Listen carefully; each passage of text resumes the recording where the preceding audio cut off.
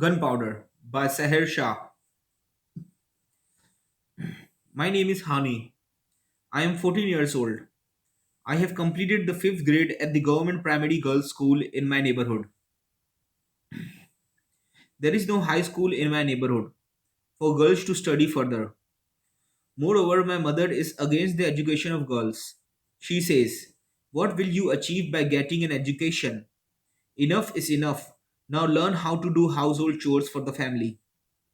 Therefore, these days I am learning how to cook, sweep, sew clothes, knit, and do other household chores. My mother is always burdened worrying about my marriage. It is for this reason that she keeps insisting that my father earn more money and look for a boy who is earning well and who belongs to our caste. Living in this old house in Navan Court, we have now become long-standing inhabitants of the area. The holes in the burlap curtain over our door have become so wide that I can see the uniformed man running outside very clearly through them. Why do these people come here? We had heard from our elders that this was a very prosperous and peaceful area. The people of this area were simple, honest, straightforward, and brave. They were very fond of games. Every young man of the area was keen on playing football and on boxing. Volleyball was their hobby, and football their talent. They made the ball dance on their arms, hands, neck, and fingers with great dexterity, floated it with great skill on their knees and feet, and their header shots could not be stopped by even an expert goalkeeper. My great grandfather told us that there were sports clubs in every mohalla and street of Lyari. After independence, the games in this area were stopped deliberately.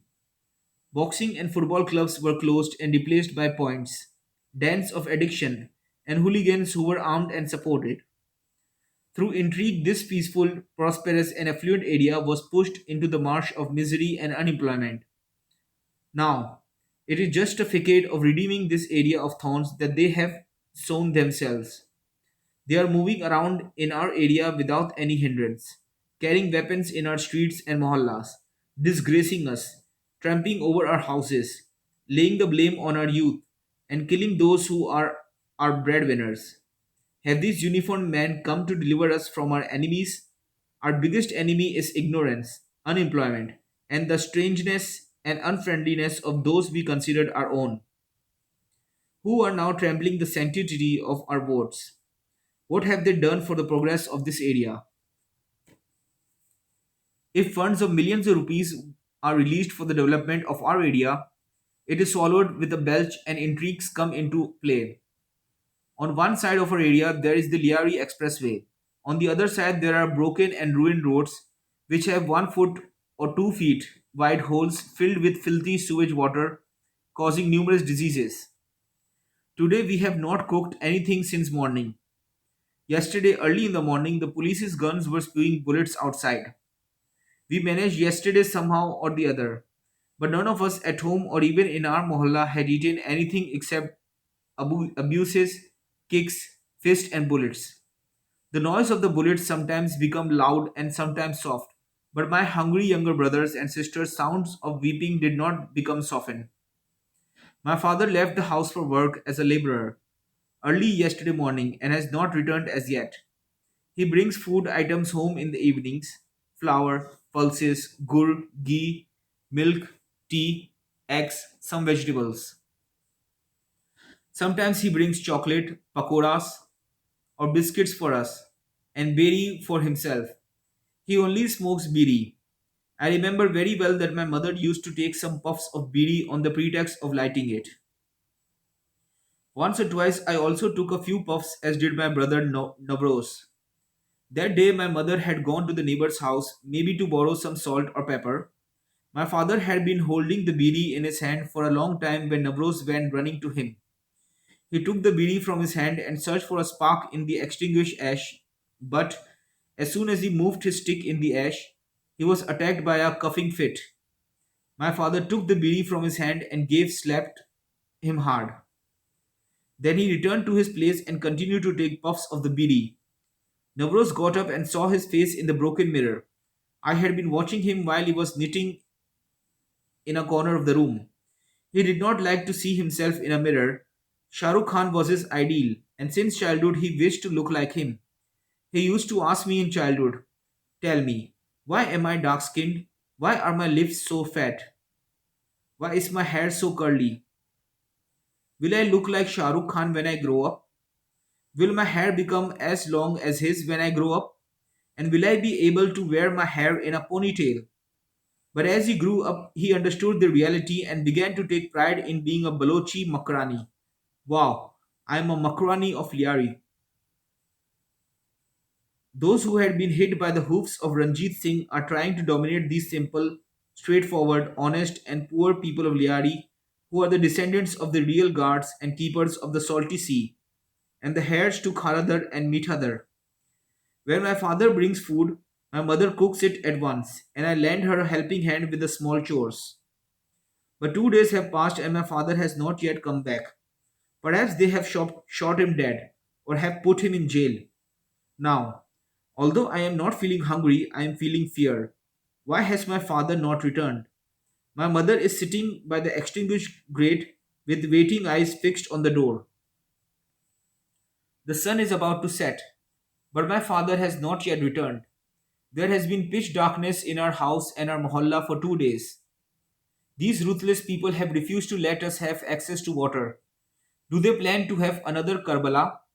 Suddenly, my brother stands before my mother and says, "Oh, let me go outside. Will you keep me starving? I have to bring food for all of us. I have to search for my father. Should we die sitting in the house?" My mother's stony eyes begin to melt and tears begin to spring from them. "Oh, hungry child, indifferent to starvation.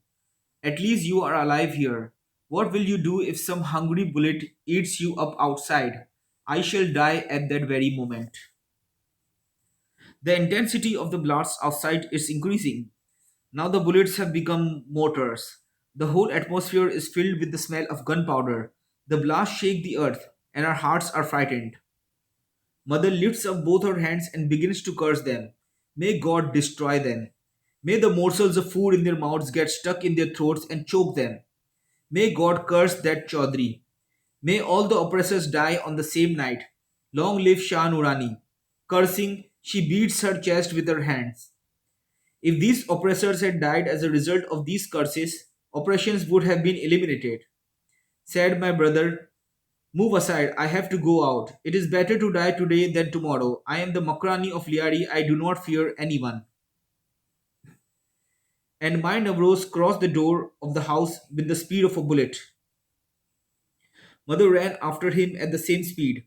I also ran after them in fear, but stopped behind the burlap sack hanging on the door and peeped through the holes in the sack.